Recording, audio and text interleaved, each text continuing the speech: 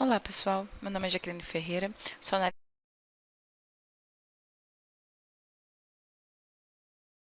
Vou tratar de regressão linear. Bom, para quem já esbarrou com isso alguma vez na vida, né, sabe que é basicamente uma forma de você explicar um evento a partir de um conjunto de dados. Pode ser de uma variável, pode ser de várias variáveis. Fica a critério e necessidade da pessoa, né?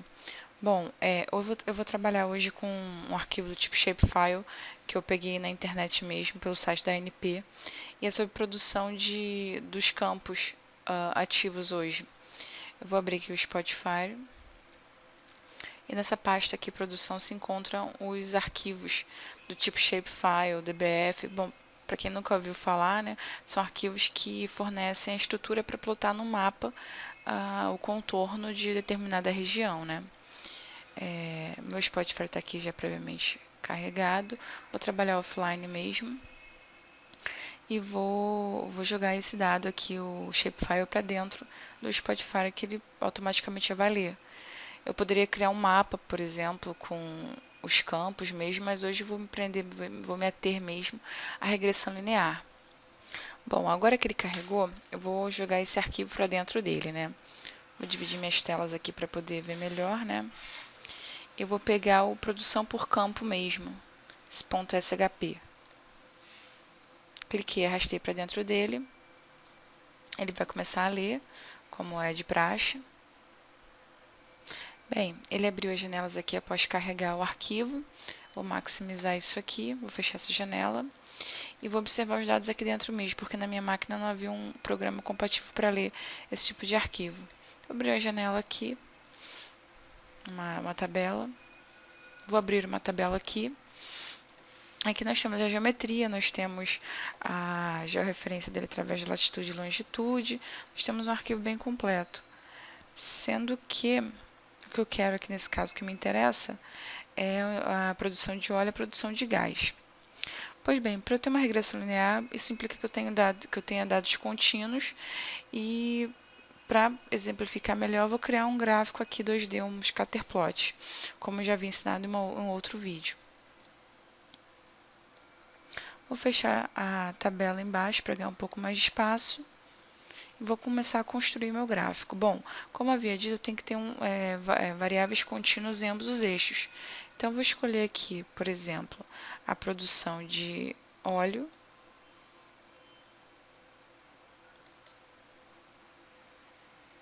E para o meu eixo Y, eu vou escolher a produção de gás.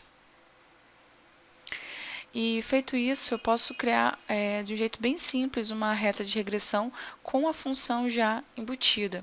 Eu vou clicar com direito em cima do gráfico, vou em propriedades, vou em linhas e curvas. Aqui já existe uma opção já automática, né? É uma linha reta, né, proveniente dos dados. Se não houvesse essa opção, eu poderia vir adicionar e clicar nesse link, Straight Line Fit. Nesse caso, como já tem aqui, eu vou marcar ele para que seja exibido e vou caracterizar essa linha através dos rótulos e do tooltip dela. Observem que aqui eu tenho o nome da curva, eu tenho expressão, eu tenho várias opções que podem ser colocadas nesse gráfico. Eu vou marcar todas que eu quero exibir. Poderia também mudar aqui o tipo de reta que foi traçado, poderia colocar um tracejado, aumentar a transparência, enfim, tem algumas coisas que nós poderíamos modificar aqui. Mas o importante é isso aqui que está por trás. Eu tenho a minha reta de regressão, eu tenho até mesmo um R2, que por sinal é bem alto. Não estou dizendo que isso aqui representa a realidade, é apenas um exemplo, mas eu já tenho automaticamente esses valores aqui. Um outro método de realizar uma regressão, e lembrando que nesse caso aqui eu estou numa regressão com apenas duas variáveis, uma variável explicativa e uma variável que eu quero predizer. Se eu tivesse várias variáveis para predizer, nesse caso aqui essa reta já não serviria. Eu teria que criar um modelo, de fato, um modelo linear que comportasse todas essas variáveis que me interessam. Então, eu poderia clicar em Tools, aqui em Ferramentas, e iria criar um modelo de regressão. Bom, posso colocar aqui o meu modelo mesmo.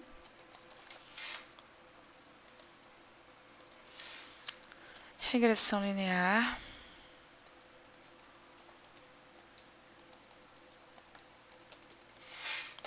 Vai ser uma regressão linear de fato. Eu teria a opção aqui de uma regression tree aqui também, mas nesse caso vai ser uma regressão linear mesmo. O arquivo que eu estou usando é a produção por campo, mas eu poderia escolher aqui se houvesse mais de uma planilha. E aqui eu tenho a coluna resposta, ou seja, eu quero predizer o gás, produção de gás, através de algumas variáveis aqui.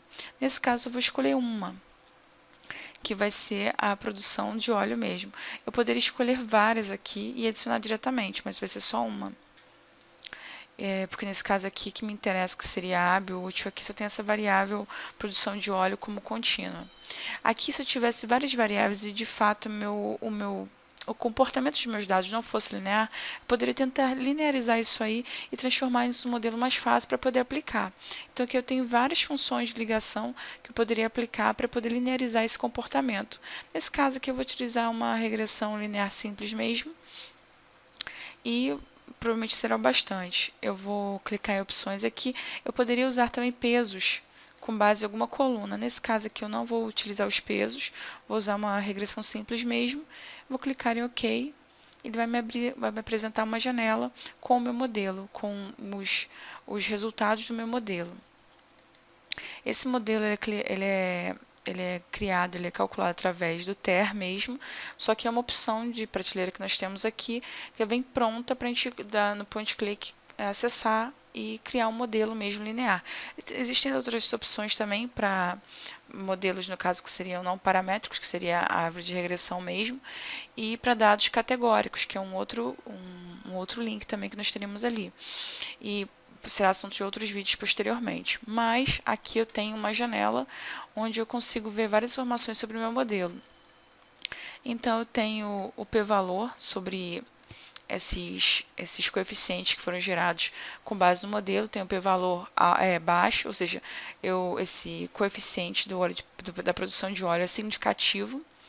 Eu tenho uma análise dos resíduos versus o ajustado, e nesse caso aqui não tem um bom comportamento, porque o ideal seria que fosse um comportamento de nuvem ao redor do zero, e não é o caso. A gente vê que existe um padrão aqui, aparentemente poderia dizer, de repente, uma ligação inversa ou uma exponencial.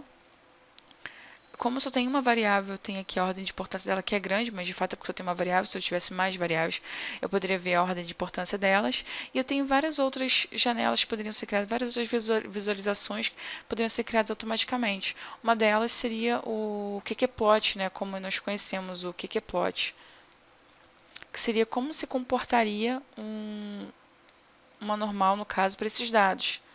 O ideal é que isso aqui estivesse sobre uma reta imaginária, digamos assim. Uma reta que passa pelo zero e tem inclinação de 45 graus. O que não é o caso aqui, nós vemos um comportamento bem diverso do que deveria ser.